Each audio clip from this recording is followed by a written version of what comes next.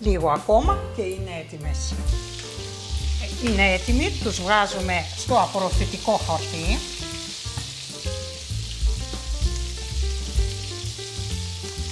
Αυτό το πιάτο δεν χρειάζεται στόλισμα, είναι από μόνο του έργο τέχνης. Σχοινόπρασο από πάνω.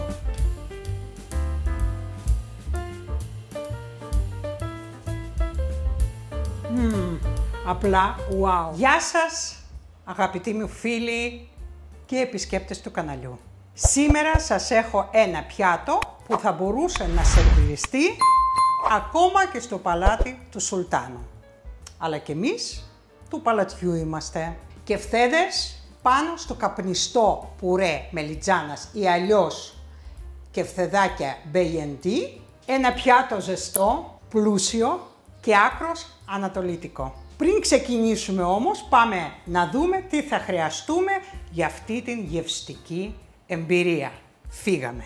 Για την σημερινή μας συνταγή θα χρειαστούμε για τους κεφτέδες μισό κιλό κιμά ανάμεικτο, ένα τριμμένο κρεμμύδι, μία φέτα ψωμί μπαγιάτικο, ένα αυγό, μισό ματσάκι μαϊντανό, γλυκιά πάπρικα, αλάτι, πιπέρι, κίμινο, σκόρδο σε σκόνη ή μία σκελίδα φρέσκο σκόρδο. Επίσης, 50 ml ούζο, αν δεν θέλετε να βάλετε ούζο μπορείτε να βάλετε λίγο ξύδι και ελαιόλαδο.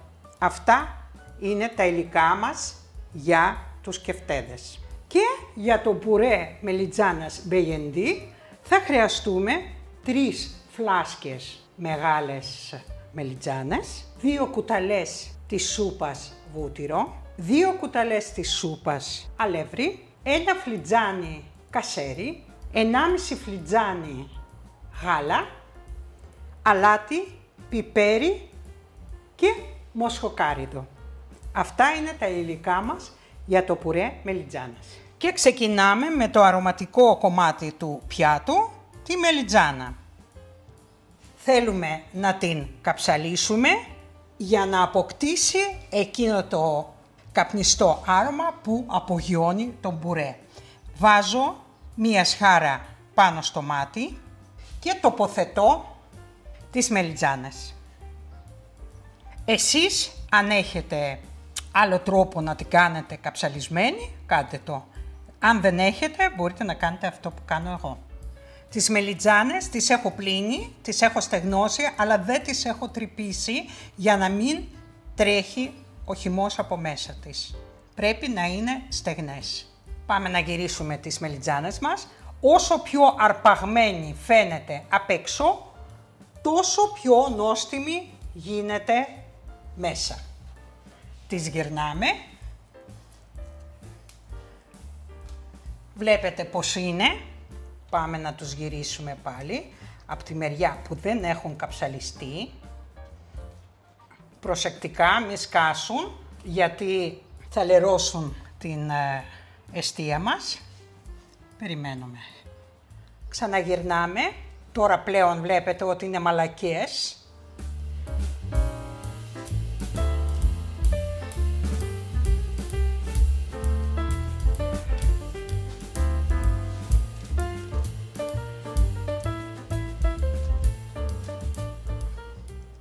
Λίγο ακόμα και είναι έτοιμες. Είναι έτοιμες οι μελιτζάνες μας, κλείνουμε το μάτι. Εδώ έχω ετοιμάσει ένα μπολ και ένα στραγιστήρι, τα βάζω μέσα.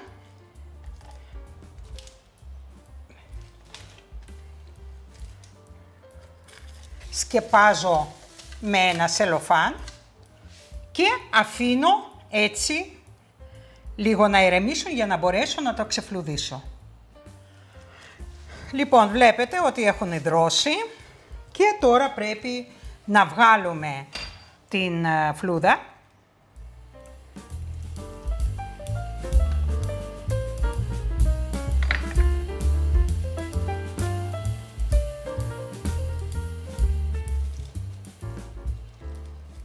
Δεν μπορώ να σας περιγράψω το άρωμα, είναι σαν να το έχω ψήσει στη φωτιά, βλέπετε πως έχουν γίνει.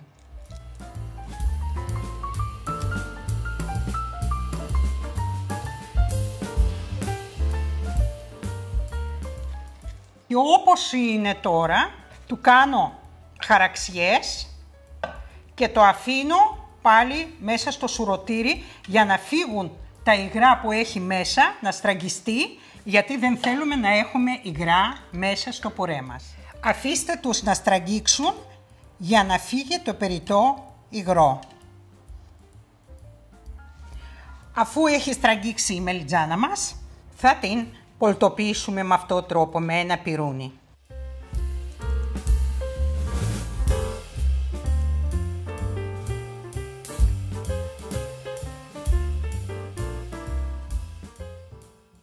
Το κάνουμε πολτό. Ο πουρές μας δεν είναι απλός, είναι χτισμένος όπως μία μπεσαμέλ, αλλά με μελιτζάνα. Λοιπόν, άρα βάζουμε την κατσαρόλα να ζεσταθεί σε μέτρια φωτιά και βάζουμε το βούτυρό μας, αφήνουμε να λιώσει και θα βάλουμε μετά το αλεύρι. Θα το κάνουμε ρου. Αφού έχει λιώσει το βούτυρό μας, προσθέτουμε το αλεύρι. Ανακατεύουμε, κατεβάζω λίγο τη φωτιά και καβουρδίζω το αλεύρι. Να ψηθεί λιγάκι και να μας δώσει ένα ωραίο άρωμα. Βουτυράτο. Κατεβάζω έως πολύ το μάτι και αρχίζω και προσθέτω το γάλα. Λίγο. Να το ανακατέψω να μην έχω ρουμπαλάκια. Λοιπόν, βλέπετε πως έχει γίνει. Δεν έχει καθόλου σβόλους μέσα. Δεν πρέπει να είναι πιο ρευστό. Αυτό πρέπει να είναι. Και σε αυτό εδώ το σημείο προσθέτουμε τη μελιτζάνα μας.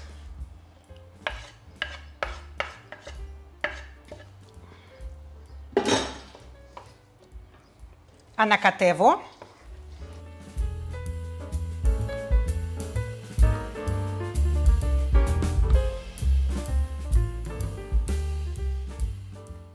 Ο πουρές πρέπει να γίνει λίος, βελούδινος και αρωματικός. Προσθέτουμε και το τυρί, το μάτι μου είναι πάρα πολύ χαμηλά.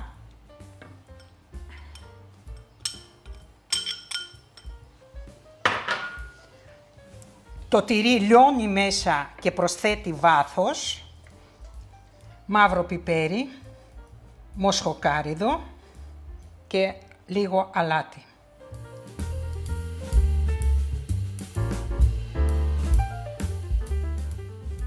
Το έχουμε στη φωτιά μέχρι να λιώσει το τυρί και το κλείνουμε. Δοκιμάζουμε το αλάτι. Θα το διορθώσουμε λίγο, θέλει ακόμα. Και είναι έτοιμος ο πουρές μας.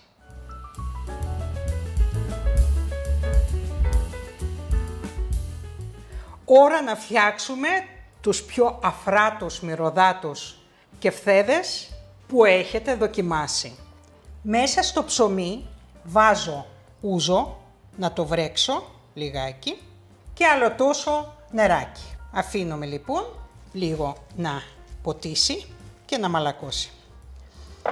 Βάζουμε το κρεμμύδι μας, το αυγό, το μαϊντανό, κίμινο και λίγο σκόνη σκόρδο, γλυκιά πάπρικα, αλάτι πιπέρι και αφού έχει μαλακώσει και το ψωμί μας. Και πάμε να το ζυμώσουμε, αλλά να μην το παραζυμώσουμε γιατί θέλουμε οι κεφθέδες μας να είναι αφράτοι.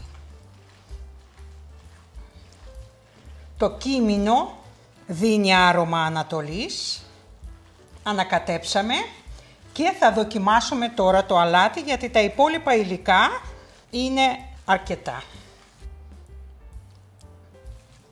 Είναι εντάξει, δεν θα προσθέσω τίποτα απολύτως.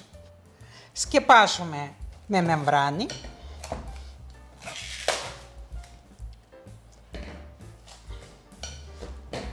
το βάζουμε στο ψυγείο. Ώρα λοιπόν να τηγανίσουμε τους κεφτέδες μας. Βάζουμε λίγο λάδι, ηλιέλαιο. Αν θέλετε μπορείτε να το τηγανίσετε και με ελαιόλαδο. Παίρνω το δοσομετρητή και θα κάνουμε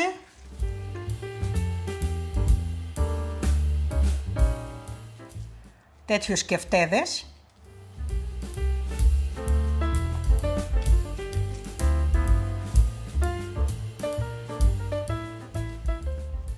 Σαν μικρά μπιφτεκάκια.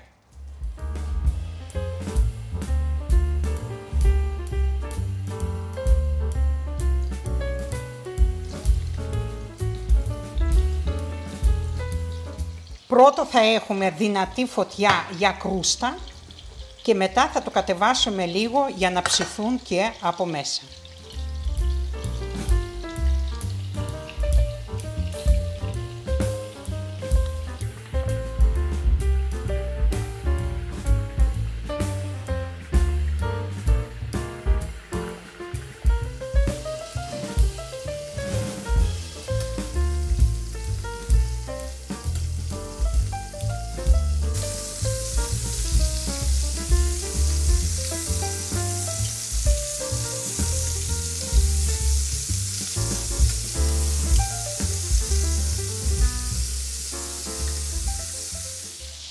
Είναι έτοιμοι, τους βγάζουμε στο απορροφητικό χαρτί.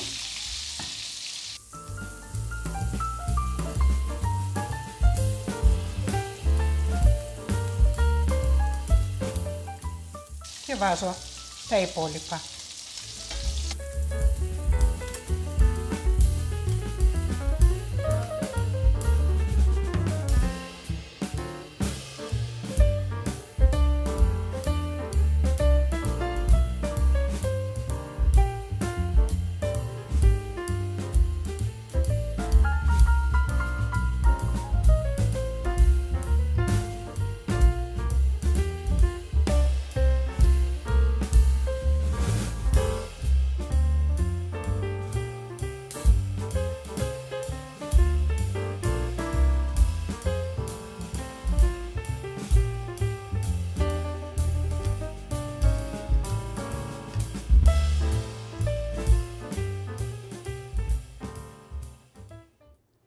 Και πάμε να το στήσουμε όπως το αξίζει.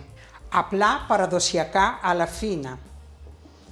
Αυτό το πιάτο δεν χρειάζεται στόλισμα. Είναι από μόνο του έργο τέχνης.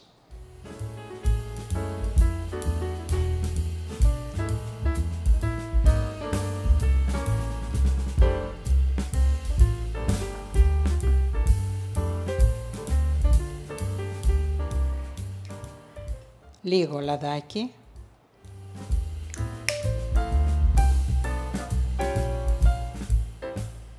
Λίγο καπνιστή πάπρικα.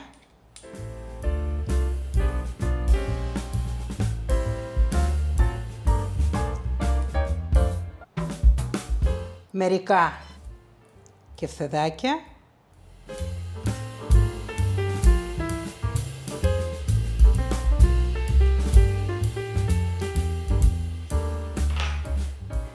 Σχοινόπρασο από πάνω, για να έχουμε λίγο πράσινο.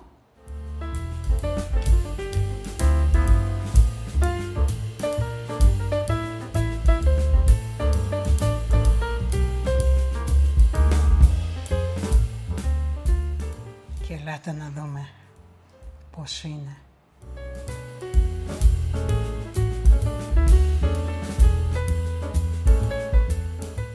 Και εννοείται ότι θα το δοκιμάσουμε.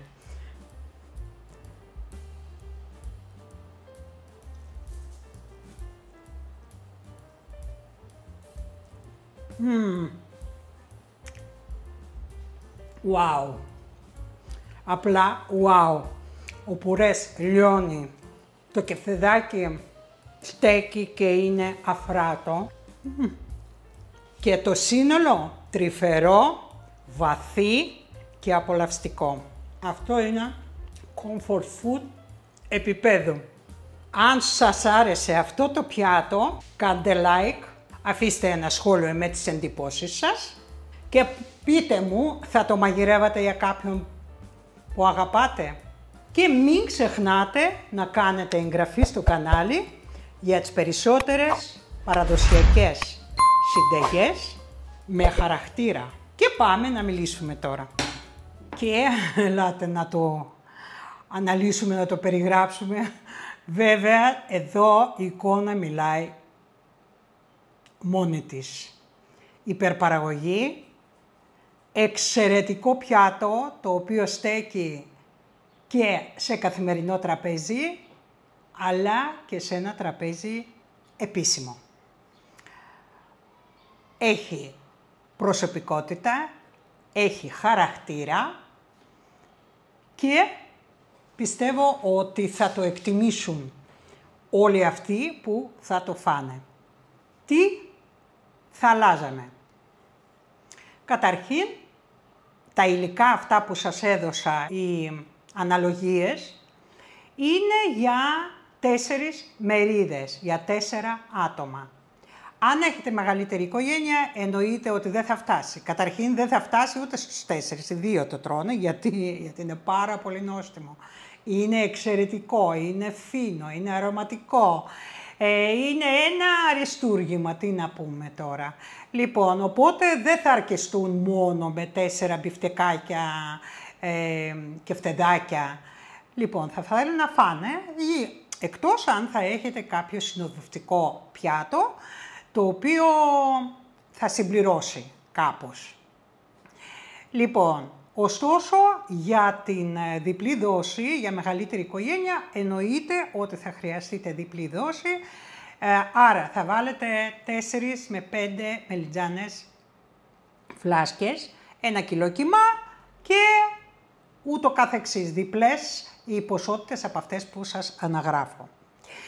Μην παραλείψετε το ψήσιμο της μελιτζάνας στη φωτιά. Αν έχετε τέτοια δυνατότητα το να τις ψήσετε τις μελιτζάνες στη φωτιά, στη σχάρα, στο barbecue αν έχετε κτλ, είστε οι καλύτεροι, γιατί μπορείτε να την ψήσετε, μπορείτε να την κάνετε όλη αυτή η διαδικασία που σας έδειξα, δηλαδή να τις αφήσετε λίγο να υδρώσουν, μετά να τις ξεφλουδίσετε, μετά να τις πολτοποιήσετε και να τις αφήσετε στο ψυγείο. Δεν παθαίνει τίποτα. Άλλωστε, εάν θα ανάψετε το barbecue, λοιπόν, μπορείτε να κάνετε και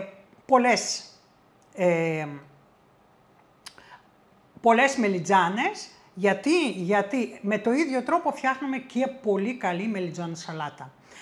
Δηλαδή να το έχετε με άλλα υλικά βέβαια μέσα, η μελιτζάνα σαλάτα θέλει άλλα και αυτός ο πουρές μπεγεντή της μελιτζάνας θέλει άλλα υλικά. Ωστόσο, το κύριο συστατικό που είναι η μελιτζάνα μπορείτε να κάνετε πολλές, να τις καθαρίσετε, να τις παλτοποιήσετε και να τις βάλετε στο ψυγείο.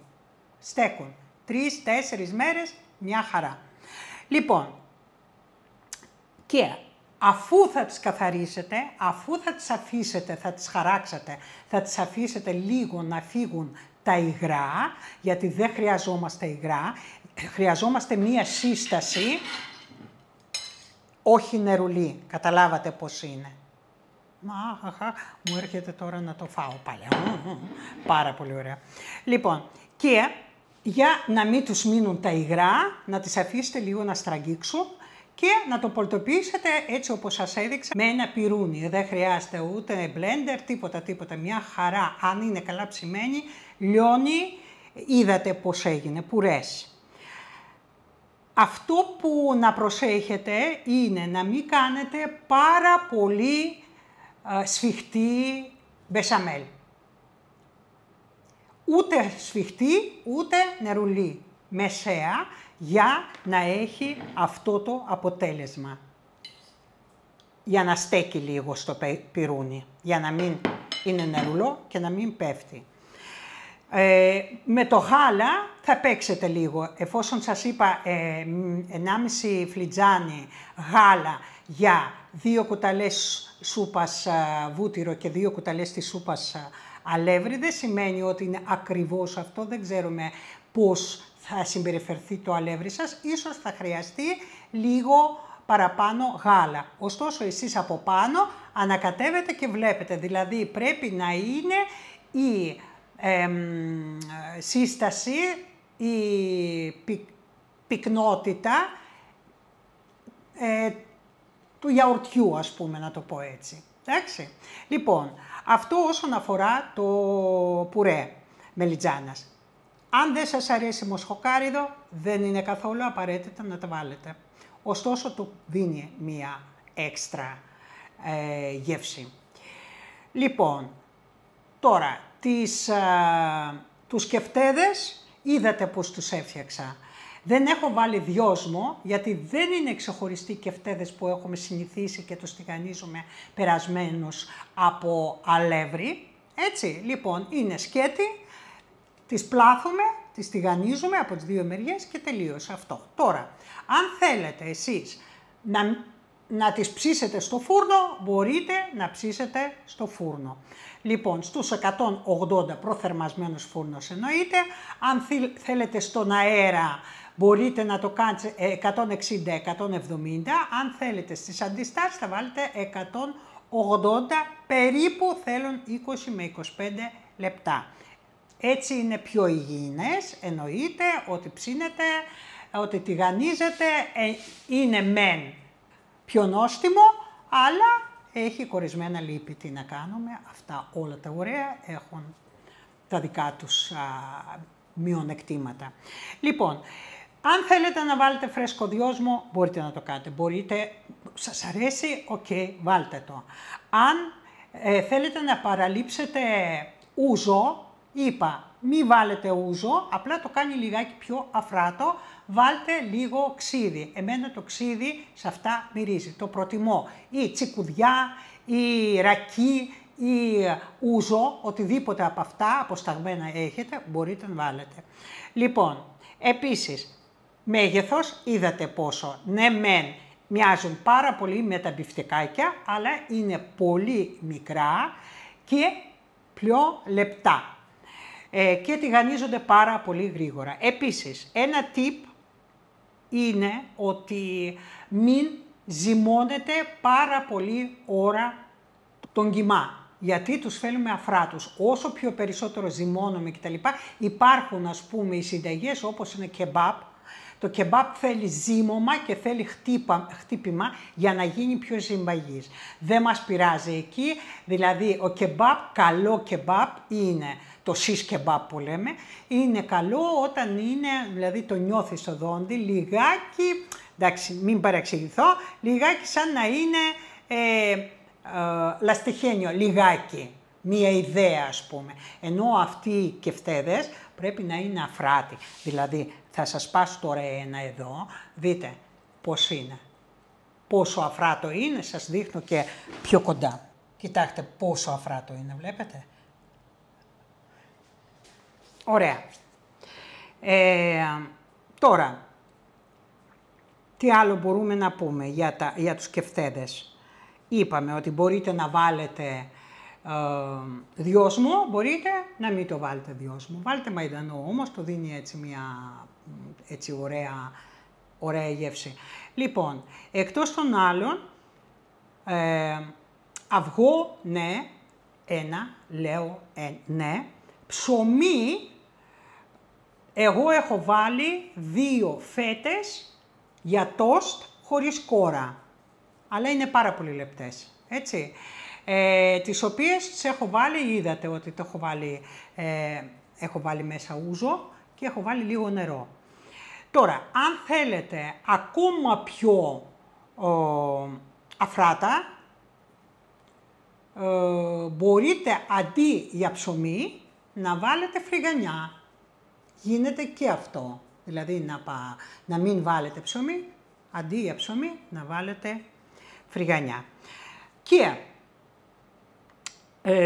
τηγανίζουμε, εγώ προσωπικά το τηγάνισα στο ηλιέλαιο. Λοιπόν, τώρα εσείς αν σας αρέσει να το τηγανίσετε με ελαιόλαδο, κάντε το με ελαιόλαδο. Αυτό είναι, γούστα είναι αυτά. Αλλά αν θα το φτιάξετε στο φούρνο δεν θα χρειαστείτε παραπάνω λάδι. Τώρα, από εκεί και πέρα βλέπετε ότι μέσα στο κιμά εγώ δεν έβαλα λάδι, έτσι. Το μόνο λιπαρό συστατικό που έχει αυτή η συνταγή είναι οι 2 κουταλές της σούπας βούτυρο που έχουμε βάλει μέσα στο πουρέ και το χοιρινό που είναι μέσα στο κιμά. Τώρα, μπορείτε κάλλιστα να το φτιάξετε χωρίς να είναι ανάμεικτος ο κιμάς, χωρίς το χοιρινό, μόνο με μοσχαρίσιο κιμά. Τότε θα είναι ακόμα λιγάκι πιο, ας πούμε, υγιεινή, να το πω έτσι. Λοιπόν, νομίζω τα κάλυψα όλα. Μην ξεχνάτε να μοιράζεστε το βίντεο, μια καταπληκτική συνταγή, δεν το συζητώ, δεν τη βλέπουμε κάθε μέρα. Και αν σας άρεσε το περιεχόμενο, αν σας άρεσε και η συνταγή, πατήστε μου ένα like, γράψτε μου ένα σχόλιο. Αν έχετε κάποιες απορίες επίσης, γράψτε μου για να τις λύσουμε. Αν το έχετε φτιάξει και το έχετε φτιάξει με λίγο διαφορετικό τρόπο, επίσης θα χαρώ να μάθω, θα χαρώ να μου πείτε τη δική σας βερσιόν. Λοιπόν, εδώ τελειώνω. Ήμασταν στο Melody of Taste with Albina και η παρέα της και κάπου εδώ είναι και η Λίζα. Πού είναι η Λίζα? Έλα εδώ, κοριτσάκι μου. Έλα, ανέβα. Ορίστε. Όχι, δεν κάνει. Αυτά είναι πικάντικα για σένα. Λοιπόν, σας φιλώ πολύ. Να μου είστε καλά, να προσέχετε τη ζέστη, να προσέχουμε το περιβάλλον πάρα πολύ. Αν βλέπουμε ξερά χόρτα γύρω-γύρω, τα βγάζουμε και κάνουμε και τις παρατηρήσεις στους ανθρώπους οι οποίοι δεν προσέχουν. Δεν πειράζει. Σε αυτές τις περιπτώσεις δεν πειράζει. Επιβάλλεται. Δηλαδή τους ανθρώπους που δεν θέλουν να είναι προσεκτικοί προς περιβάλλον και προς τους συνανθρώπους τους, να τους το επισημάνουν ότι να προσέχετε, μην πετάξετε ούτε τα από τσίγαρα, ούτε λοιπόν πράγματα τα οποία φλέγονται. Λοιπόν, σας φιλώ πολύ, να μου είστε καλά και γεια σας μέχρι το επόμενο βίντεο.